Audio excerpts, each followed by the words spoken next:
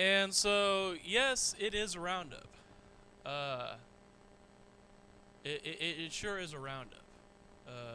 They round up innocent people all day in America, and you know, I mean, I see these signs, and they're saying it's a roundup, it's a roundup, it's a roundup, and it is, you know, it is a roundup.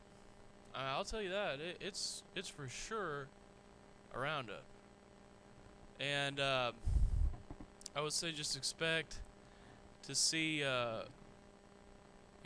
innocent people after innocent people being enslaved every single time you turn on the television, especially cops, because that's all I see. I mean, it's just, I mean, this dude, he was driving down the road.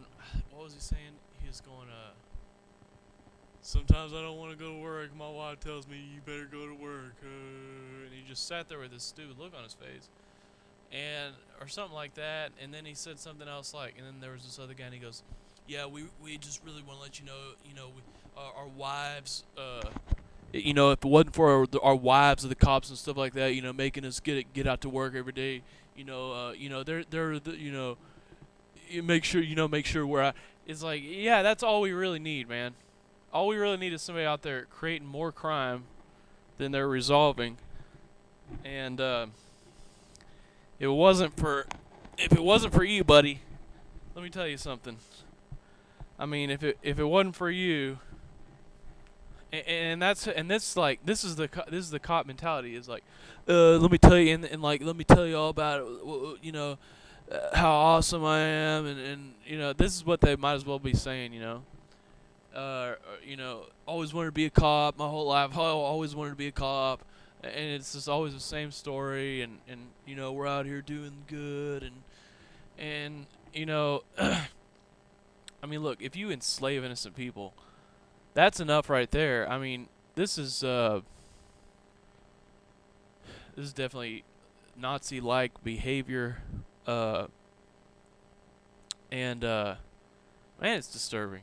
And I never really think about what I'm going to say before I get on here, and I start talking, I realize that there's actually a lot to what it is I'm talking about, but I mean, at the same time, might as well just talk about it every day, or do whatever you can do every single day, because, I mean, even if you can only reach 24 people, I mean, that's something, it's better than nothing, sitting around. What if you're enslaved right now? And I can't really call it jail and prison anymore, so you're gonna have to start reading through that. But mostly what I talk about is due to drug prohibition. What you do in your own life is your business. That's pretty easy to see. And just because something's easy to see is right or wrong doesn't mean, oh well, I guess that means we can just do it because, hey, you know what, everybody thinks it's gonna be alright to do it, and like that's ever a justification. That's never a justification. That was never a justification.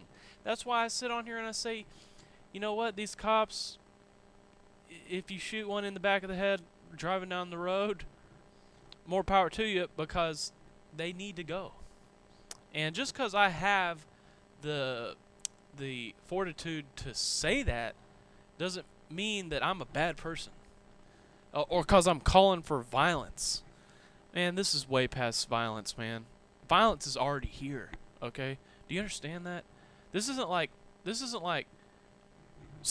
civil rights request for, treating one race equally to another or something. We're talking about enslavement here. We're talking about the most enslaved country in the world, where people are being abducted and kidnapped and enslaved on a daily basis. What we're talking about here is halfway to a genocidal extermination. And to be honest with you, it's past that point. It's past the point of needing to be to violence, okay?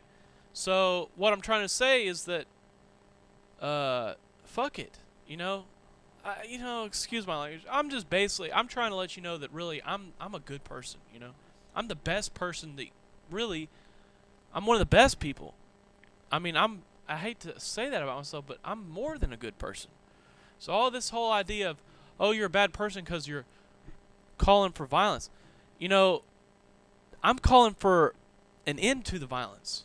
I'm calling for an act of self-respect, you know? That's not violence.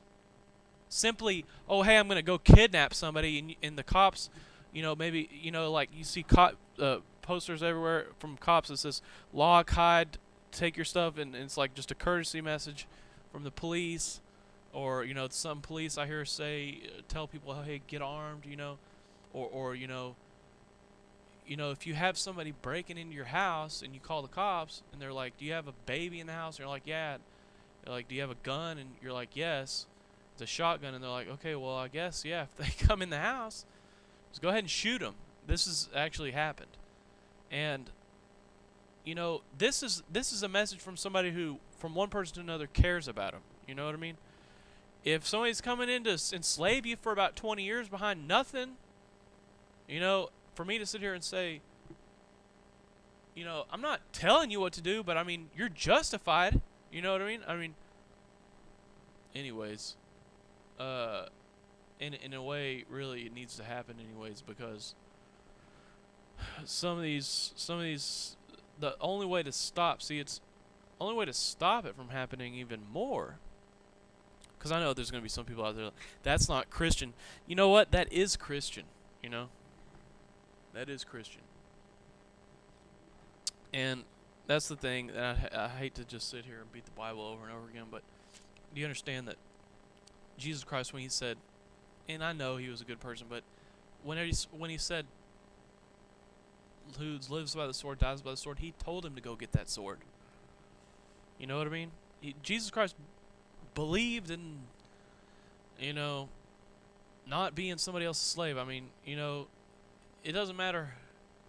It doesn't even matter. I mean, who said it? It's a simple enough concept that you ought to understand this pretty simply anyway. And, you know, the problem is that I have to sit here and go through all this discussion and probably be judged by somebody else for bringing up Jesus Christ. You know, that's what's so funny to me about the Bible too, is because you're offended by something that's really, I never said one offensive thing. Because some people say, oh, what if they think I'm a Jesus freak or whatever, or, you know, worried about what other people. Listen to me right now, because that's a pathetic train of thought. It's a pathetic song. It's a pathetic. Anyways, the point of the story is you have to you have to understand that that's exactly what he meant in the Bible when he said that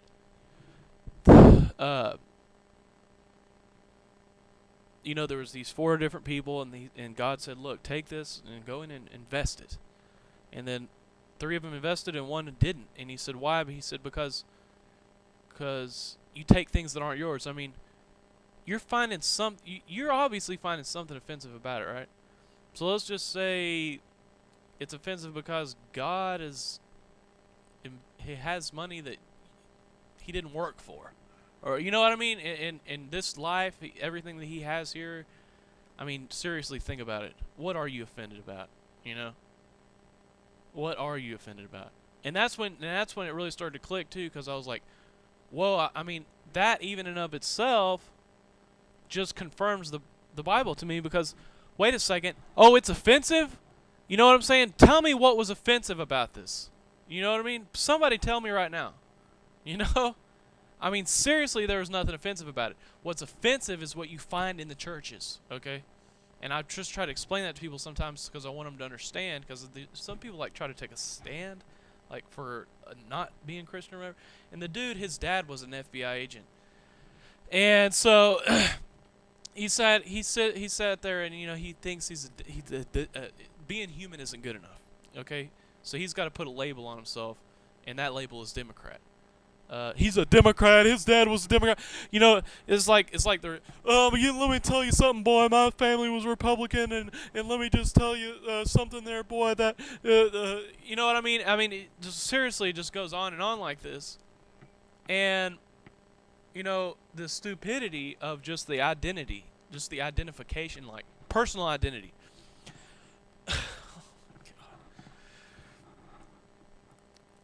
And, now you've become this. Now you've become that. Now you could never go back to just being like way out what you think is right. I mean, Chris Rock really opened my eyes up, man, a long time ago, saying you got to be a Republican or a Democrat. And he said, whatever happened to just thinking about what is the right decision and then just doing it, And he's a real funny guy, but that is real true. And, even he himself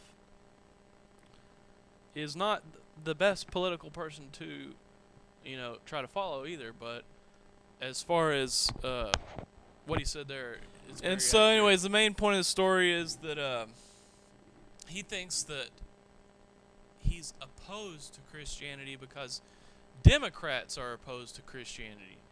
And so now that's who he is as a person. And, that may fly with some people, but I had to sit there and just explain to him, look, you don't think you really know what Christianity is about. You know what I mean? I mean, if you could understand what it was about, it's not even something that I've been even like just immersed in the Bible in the last 12 months. But I have read quite a bit of it. I don't know if it's been 12 months or not, but somewhere around there. But I have read quite a bit of it. And one of the things about it... Oh, God. Let me fix this. Okay. Ugh. One of the things about it is that it's not a complicated thing. All it is, okay, is do the right thing. It's not even Jesus Christ is God, or and a lot of this stuff about all you got to do is believe in Jesus Christ, and that really gives the Bible a bad name, because all that's doing is taking bits and pieces. And notice it's always John 3:16. Why can't you just say I respect the Bible? You know what I mean? Why do you have to find your favorite quote? Because that's your favorite quote because you took one quote and took it out of context. Because, hey, you know what? Jesus Christ says a lot about you don't even understand what Jesus Christ tried to say. Jesus Christ mostly was against people going to church, okay, getting all hyped up on zeal, and then deciding to sign on to something that has to do with, I mean, that's really what it's about, man. I mean, and it is about, a lot of it's about ethics, even legal ethics. I mean, even just attorneys, like he goes after attorneys for not representing their clients, and we're sometimes in movies and stuff given the impression that, oh, an attorney is a good attorney whenever he decides to give up on a client who he thinks actually did it. You know what I'm saying? And and so that's not what Jesus Christ said. You know what I mean? Jesus Christ basically was for the rule of law. I mean, the right to self-defense, not the right to self-defense, but self-defense. He was against tax collectors. I mean, and you get these 501c3 churches. You can't take politics out of the Bible. You can't do it. But see, that's what he's talking about by tax collectors being, I mean, literally a tax collector is somebody who shows up at your doorstep with a club looking for money. And if you don't give it to them, they're going to hit you over the head with it. And they just dispatch them out in mass, and then they just come in and get you. And, you call it official business if you want, but all these people represented is just despotic tyrants from around the world. You know what I mean? Foreign tyrants, despotic third world tyrants around the world, just going after the United States because there's the most wealth there. There's just a collapse into the United States. And these people aren't officially American representatives. It reminds me of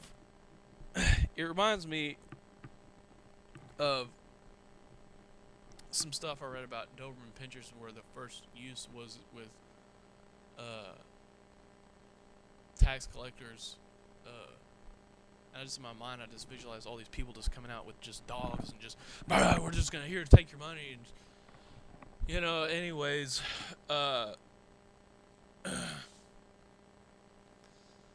anyways, whatever. That's a mess. Anyways, but I go on and on about this, just trying to get people to think about this in maybe a different way, maybe.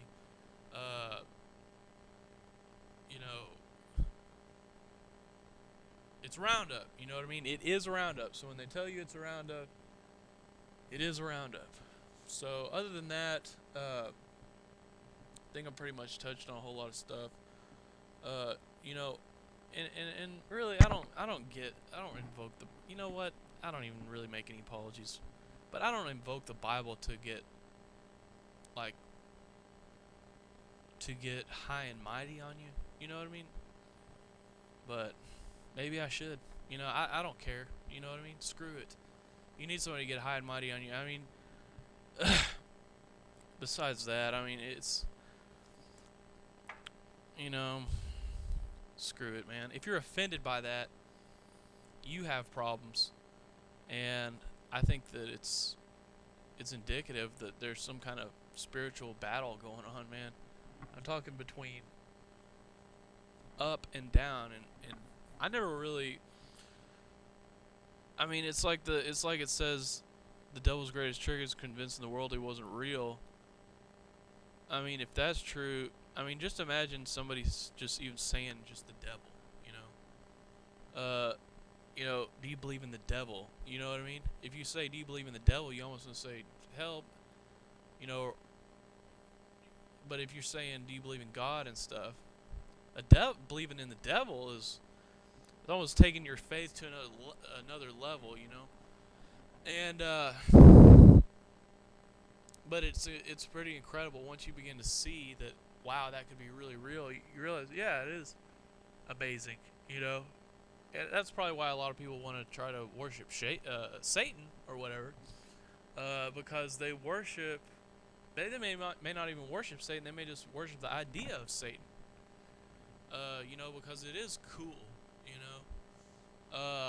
but that's what I'm trying to say here is that there's something going on, man, and that's what's cool to me, is what I'm trying to say. But I think there's really a Satan, and I think that there's really, he may be walking around right now, but it just raises that question in my mind, because I start thinking, in the Bible, Jesus Christ said, I'm glad I'm saying some of this stuff while it's still in my mind, but this is cool too, because I'll forget. I don't know if I'll forget it or not, but it seems like I remember a lot of this stuff. In the Bible, Jesus Christ said, those who are, what did he say? Were mine, were always mine, and no one can take them away from me. It's almost like you were either God's before you were born, or you were Satan's before you were born, and nothing can change it. And just that thought alone, I can marvel at sometimes, because sometimes I start thinking, some of these people really are from hell, and they really are going back to hell, and they really are satanic. Because you start thinking about, man, like, just the narcissism. It was almost like they were born to drive you nuts. And every single most abominable thought that could ever be manifested. And you realize it's almost like,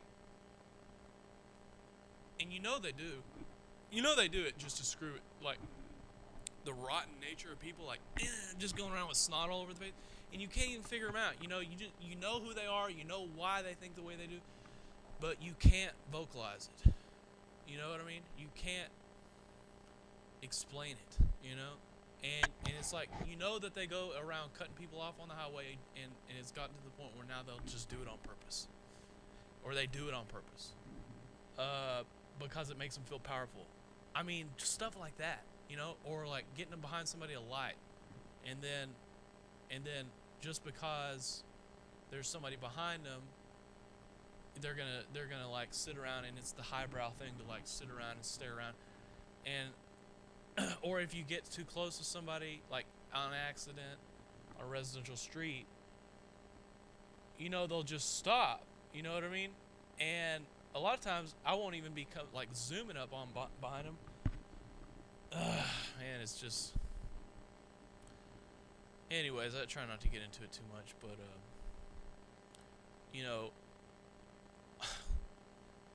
honestly, I'm under the impression that and you look at all these bumper stickers and stuff on all these people's cars, and they're narcissistic, zealot, sellout, nobodies, to a large extent, who would sell out their mother for a feeling of being part of a group of people who are selling out their mothers. I mean, and it's not stupidity either. There's some kind of warm feeling of togetherness they get out of it. And you start thinking, dude, you are satanic. You know what I'm saying? I don't care if you put on a sweater vest and comb your hair over to one side or not. Okay? You are the spawn of Satan. You know what I mean? You feel good about it. You know what I mean? And you start realizing, dude, all this anger and stuff. And I'm like, dude, man, these people they are going to fucking hell, dude. You start thinking shit like that, but, they might as well. I mean, I don't know. I mean, what the hell is wrong with them? I mean, what the hell is wrong with them? And, you start realizing, you starting to come up with these thoughts like, man, maybe they're like spawn of Satan. And you start looking at the Bible and reading it, and you're like, dude, they are the spawn of Satan, according to this. And you start trying to think, because you can't ever figure them out. You know what I mean? That's what'll drive you crazy. That's what'll drive you crazy, is trying to figure them out. But at the same time, you can't stop, because that's what. But see, that's their whole thing. You know what I mean? It's I'm doing it just to, show you. Okay, what I'm saying? How disgusting I am, because that makes me, feel good. I'm miserable. I'm not happy like you are. When I was a kid, I was about 8, and I had a cousin who was about 4, and every time I watched the show Ninja Turtles, she would sit in front of the television just to keep me from watching it. And she's a 4-year-old kid. I'm not saying she's going to hell, but I mean, seriously, that's the mentality. And she may go to hell. I don't know. I shouldn't say that. The point of the story is that whole mindset in and of itself. It's almost like, dude, I don't even care if you're in my family. You could go to hell. Okay? I care about you. I want you to live long and prosperous and happy, healthy, and free and everything else. But at the end of this lifetime, God can just take you and send you straight to hell if you don't decide to be something more than that. Okay? And that's where I'm at with it, man, because I just hate it. I hate them. You know what I mean? And I hate their little sick, obstructionist mind state, snot-nosed, nobody attitude. And, that may just be a me problem. Okay? That really may just be a me problem. But either way, that's another story. And I may just have problems. I don't know. I know I've had a lot of problems since I was. I don't even want to talk about it. But the point of the story is that well,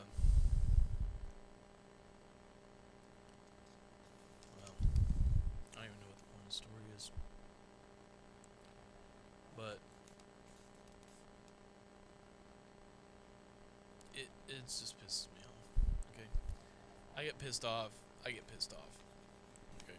I get pissed off when I look around and see society and I just judge them.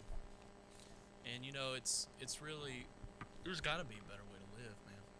There's got to be a better way to live, because I'm getting eat up, My days on this earth are, numbered, and they're being spent completely miserable, man. And sometimes I even know it. I'm like, dude, I just wish I could get over this. Anyways, I don't know what I'm trying to say. I'm sorry. But the point of the story is that, I've talked about it about as much as I'm going to, but there was some other stuff I was reading the other day about George Bush, and I was going to mention that. But I heard Alex Jones the other day say Webster Griffin Tarpley was I think this is something I did kind of halfway want to mention. He was, what did he say? He was didn't want to oppose Obama because, what did he say? He didn't want to rock the boat. I don't believe that at all. That. He did say, I mean, the guy's written 2 books about Obama since Obama's come in office, and I heard him the other day. I heard a video I watched after I heard what Alex Jones said to see what was going on with him, and he said something like, this is going to be very important because of who Obama is and what he's been doing, and it didn't sound like a whole lot of support, to be honest with you. But here was something interesting. Is the other day I was reading a book by Webster Griffin Tarpley, and he did say something about how the New Deal was a good, and Social Security's good, and I just, to be honest with you, those are pork programs, okay? And then I heard him say it the other day too. He said something about this isn't like the people like the president of this and that who gave us the New Deal and stuff. And to be honest with you, I mean, these little socialistic programs that he likes, they're not good for anybody. But if you look at his overall outlook, I mean, if I had to give him one thing that I held it against him, or one of the things I'll hold against, because I don't like socialism or pork programs, or it doesn't work out for society in the end, and furthermore, it doesn't work out. I don't know. A lot of people would be satisfied to take something for free, but it doesn't make it right. And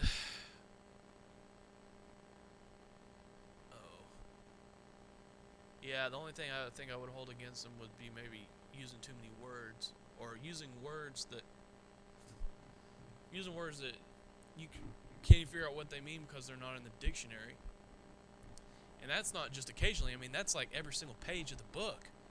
And I'm like, dude, I would like to read the book and know what the hell I'm reading, without having to sit here and try to look for words that aren't even in the dictionary.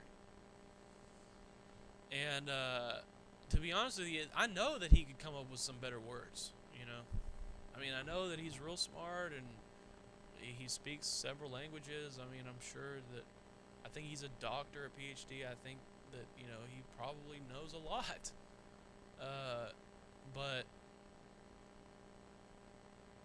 in my opinion, that's almost like being verbose, which I think verbose is more like run-on sentences and stuff like that. But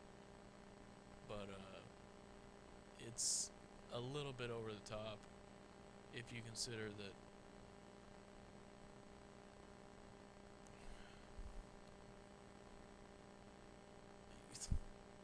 Give me a break, man. I mean, come on. You gotta make these things a little more user-friendly than that. We are talking about politics here. I mean, this does impact everybody's life. It's not like you're writing a medical journal here for, PhDs and doctors only. You got to know that we all need to know. Might as well write a revised edition of some of these books where you take some of these words and exchange them out, man. Because seriously, if you want to have an impact, you're gonna have to change that. Because, anyways, like he's even gonna show up in here and listen to what I have to say, anyways. But no,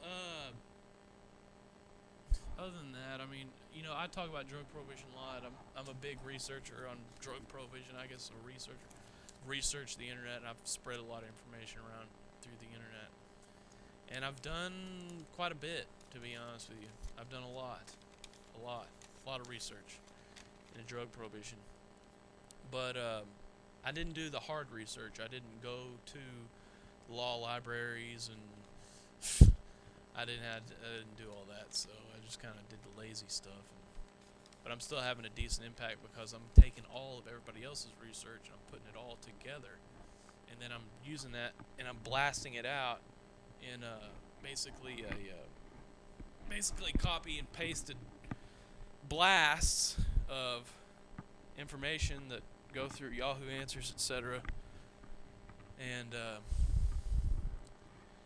anyways, you know, I don't know why I like making these videos so long, but I'm gonna have to slow it down a little bit, but because I need to just start writing down everything I want to say and just get through it. And another thing is I need to start getting on my live show again, and then doing a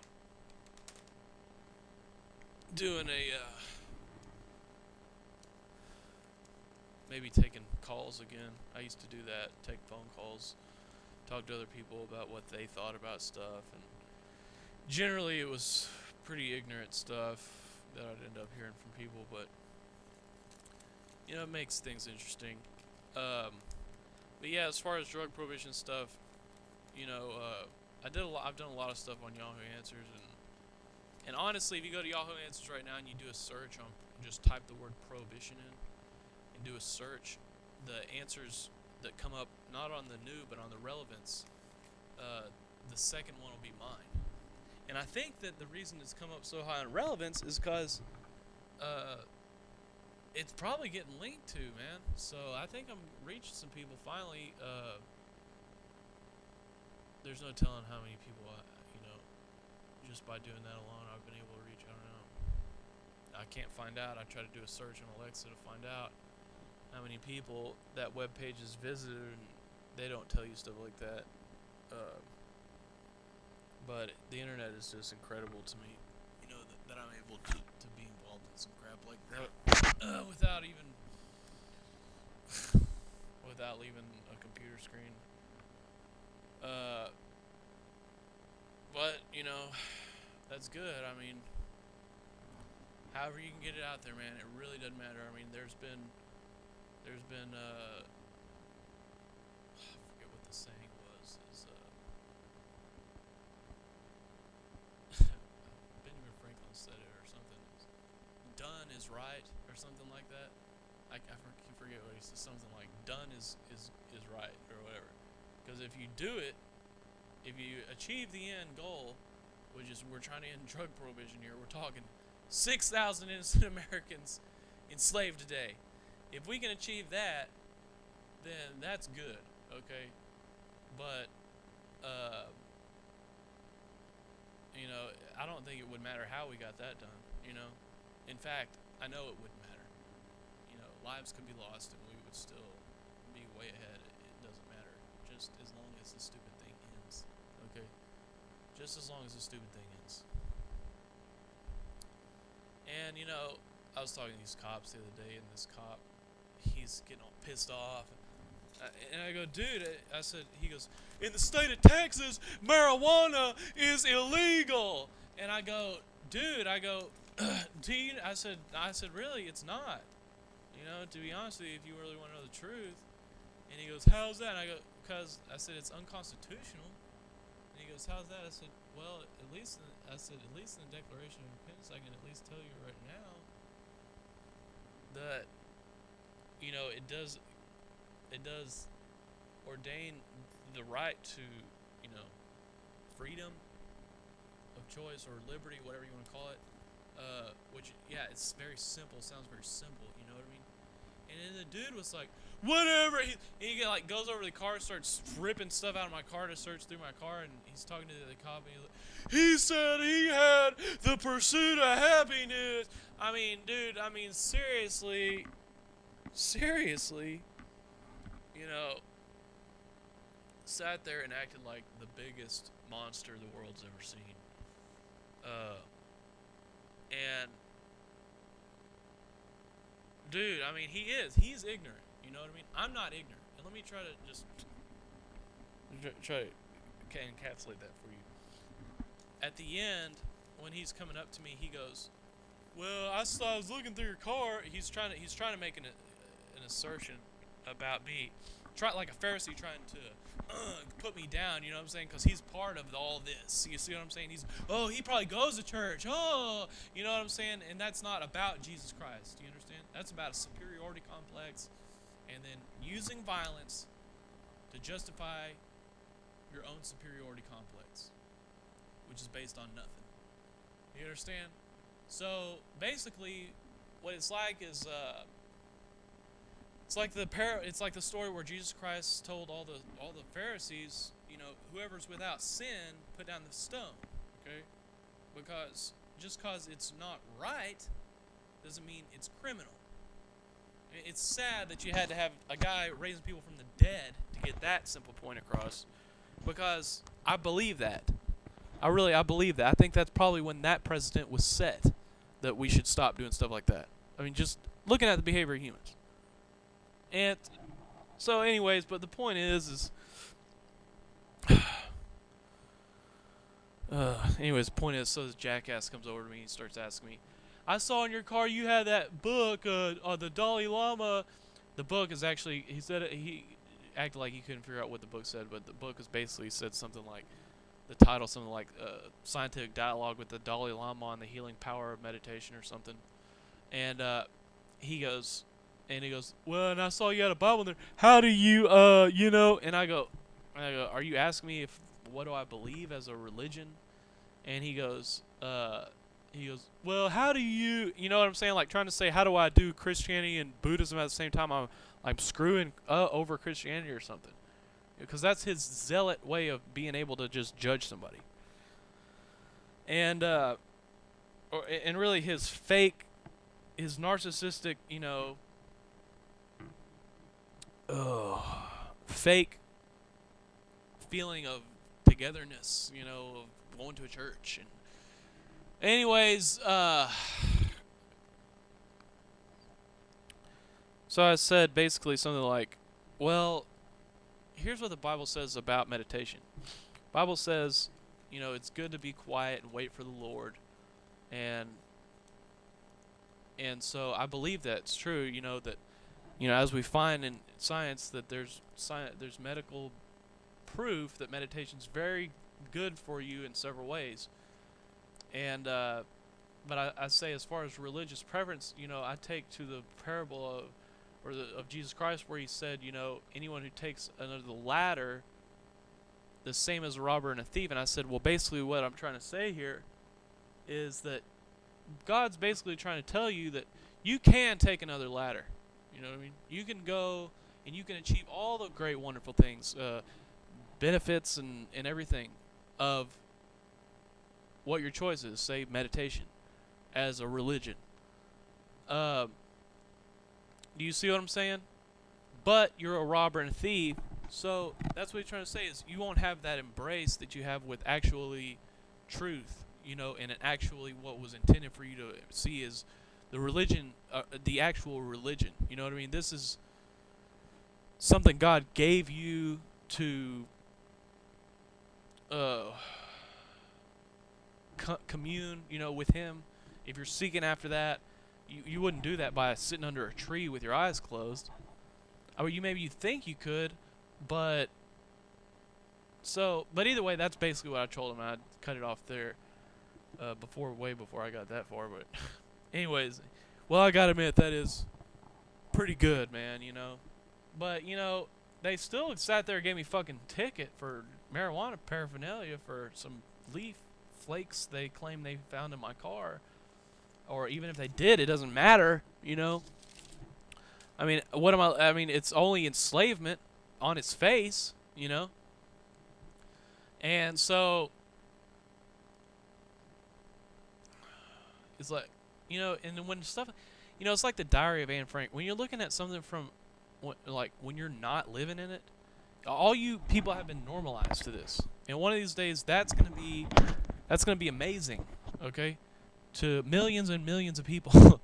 I just want to try to explain that to you. It's gonna be amazing to millions and millions of people, okay? And they're gonna be blown away. It's gonna be like the way the History Channel used to be before. Now the media monopoly, and there's actually a book called Media Monopoly, has become so consolidated that they don't even air informational shit anymore, stuff anymore. But you know, you look at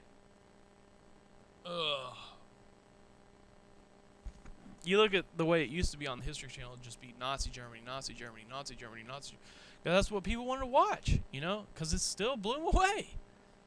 It's like, wow. And you know what? I would kind of watch it sometimes a lot, because I mean, it would be Hitler documentaries every single day, you know, and you know, that's the way it's gonna be, man. That's the way it's gonna be. Okay, and I'm just trying to tell you, man. I'm already there. You know, I'm looking at you, and you're like, you think it's cool, you think it's normal, you think it's fine. You know what I mean? And it's on its face, it's slavery. And so here I am. I feel like I'm doing somewhat of a good job trying to of giving the appropriate reaction to this situation, which isn't good enough.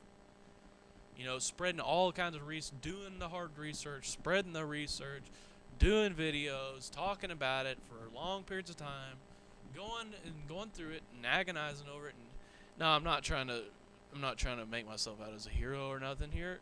All I'm saying is that really, because I'm not, I guess, but I don't know.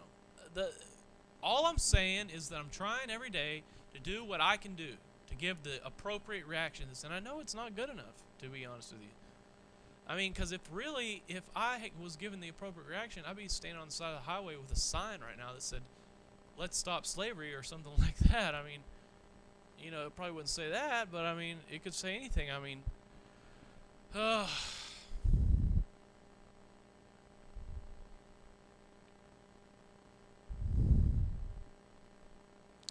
so, but anyways, you know, it just drives me nuts, man, getting messed with by these cops. Drag you out of your car, get you on the side of the road, get you, you know, humiliated for all these cars passing by, you know, ripping your car apart, you know what I mean? Just to enslave you over something, man. And literally, I mean, the prisons are so crowded. I mean, the prisons are so packed. The prisons are...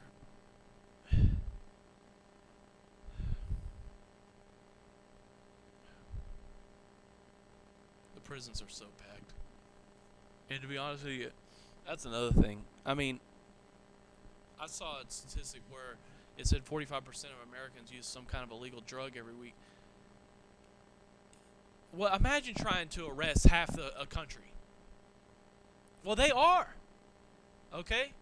And, I mean, besides the fact that it's totally impossible, because once you get half people in prison, the other half can't just support them. It costs $35,000 a year just to keep somebody in prison. That's more than the probably average income is in this country. And so, even if it wasn't, I mean, it wouldn't be enough. You wouldn't have enough money. But still, they go on about this thing like it's attainable, you know? And so when you turn on the television, you watch cops, it's just one person after another, after another, after another, after another, after another. You know what I'm saying? They're just got false pretenses, and they're just dragging them away and getting them and grabbing them and getting them and grabbing them. And I mean, they're making an attempt, you know? I mean, if they find you with drugs, if they think you're doing them, if they think you're smoking pot, you know, they're coming, you know? And imagine having that much of your resources stretched towards that. Illegitimacy. Okay.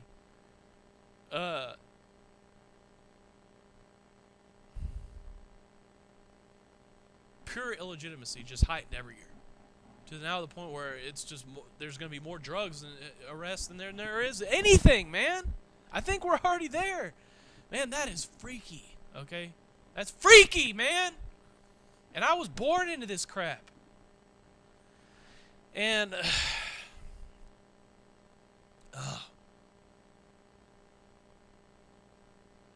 I tell you, man, I hope we get every single one of these people who's been responsible for this and string them up. And we can start with the Bushes, and we can work our way toward down from there.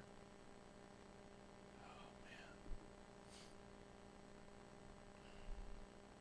I remember when I was in school, somebody just tried to blow up blow up George Bush's house. Man, screw it. You know, anyways, golly,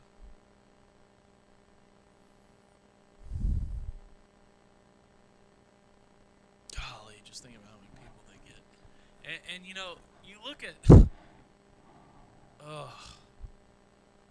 It is, man. It's one of these things that just makes you sit there and just boggles your mind. It does, man. It is mind-boggling. You know, just for one, just the number of people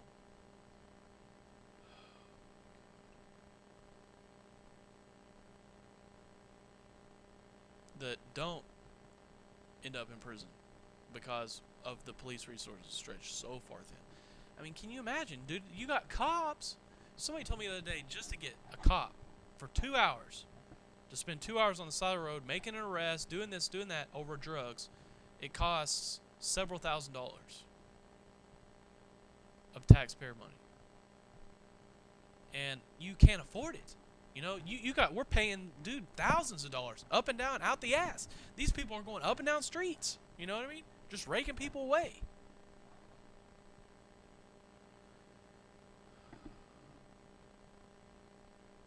And like it was really money that was the issue. I mean, come on, these are people. You know what I mean? These are actual people, man. You sorry bastards that sit around and try to make an argument out of money like it was the only fucking thing that mattered. It makes me sick, man. It really. Because now it's like, oh, well, hey, you know what? What if, you know, we got tax money out of it? Could we legalize it then? And I think a lot of that comes out of desperation because people just, I think a lot of people don't even believe what they're saying when they say, yeah, you know what? Meth, that can be illegal, but yeah, let's go ahead and, you know, legalize pot. You know, and not even the ones who just want to smoke, you know, because it's all about them. You know what I'm saying? And, but I tell you what, dude, there's a lot of these people who know in their heart of hearts. Really, really know. At least on some level, or at least truly believe, okay? That it's really wrong. I don't know. You know? But either way.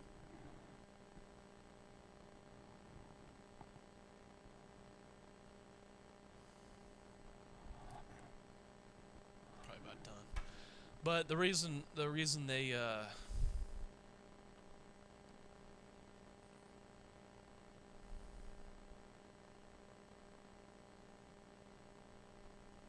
the reason they do that is because they feel desperate, you know. And a lot of it doesn't have to do with being a sellout, but you know, you really have to take a look at that stuff because that is really, it's selling out, you know, selling out on your value system. But they don't see it that way. They're just desperate. They just want. They feel like they're pandering, like you know, like, oh, just let me have a little bit of my rights. I know I don't deserve them, but you know, I mean, they've been beaten down, man. This is sick. This is fucked. This is. Tell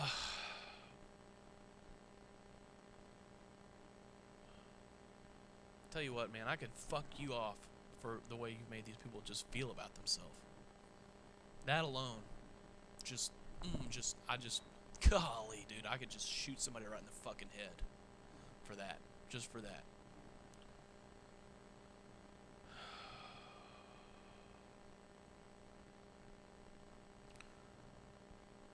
Seriously, man, you need to think about it because I feel like a deep sense of empathy towards these people. I see where you see just some dumbass who's, you know, pocketbook you'd like to just snag and take whatever.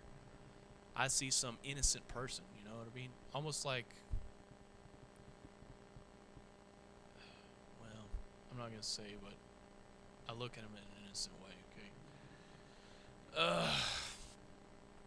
Yeah, because I don't know.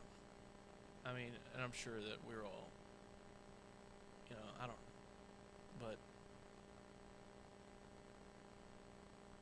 just one guy over here feeling entitled and satisfied, while some other schmuck over here, not a schmuck, but some other guy, some unfortunate over here, kind of walks around with his head down, wishing he was in a better state. You know what I mean? But feeling like, you know what, I really don't even deserve it, because this, smug with the smug smile on his face over here, feels satisfied and entitled to just run him down like that. I mean, that image alone should conjure up some kind of anger in somebody. I mean, seriously. I know it's not just me. Anyways, I think I'm going to go ahead and be done for now. Thank you for joining me.